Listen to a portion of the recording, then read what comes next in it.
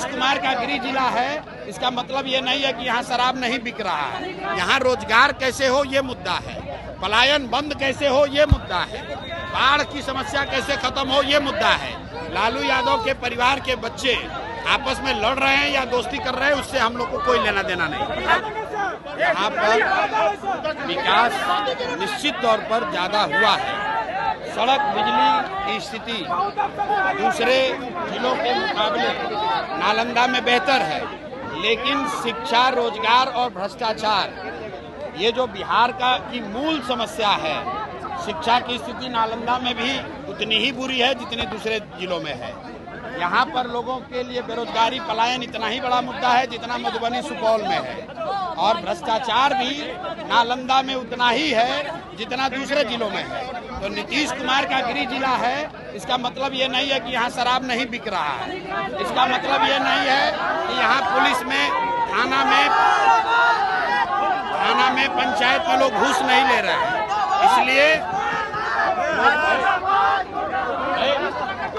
इसलिए लोगों ने ये तय किया है और नीतीश कुमार को 20 वर्ष अवसर मिला है।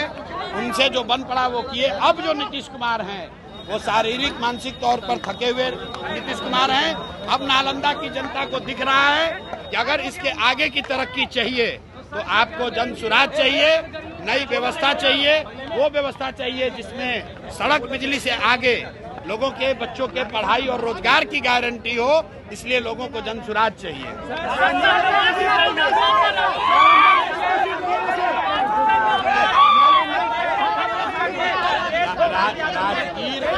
राजगीर हम 20 बार से ज्यादा आ चुके हैं और ज्यादातर समय नीतीश कुमार जी के साथ में ही राजगीर आए हैं। रुको भाई, नीतीश कुमार जी के साथ में ही राजगीर आए हैं। हम राजगीर पहली बार नहीं आए हैं। ये बिहार के गौरव की भूमि है।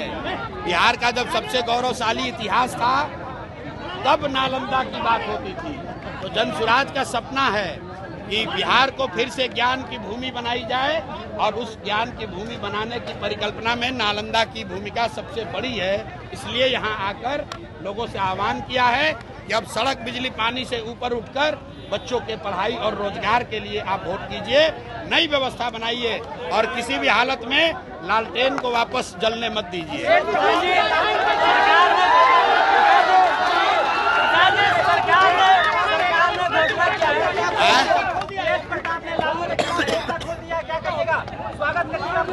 भाई ऐसा है, मैं हमेशा कहता हूँ लोगों के प्राइवेट जिंदगी में, उनके परिवार में क्या हो रहा है ये मेरा विषय नहीं है।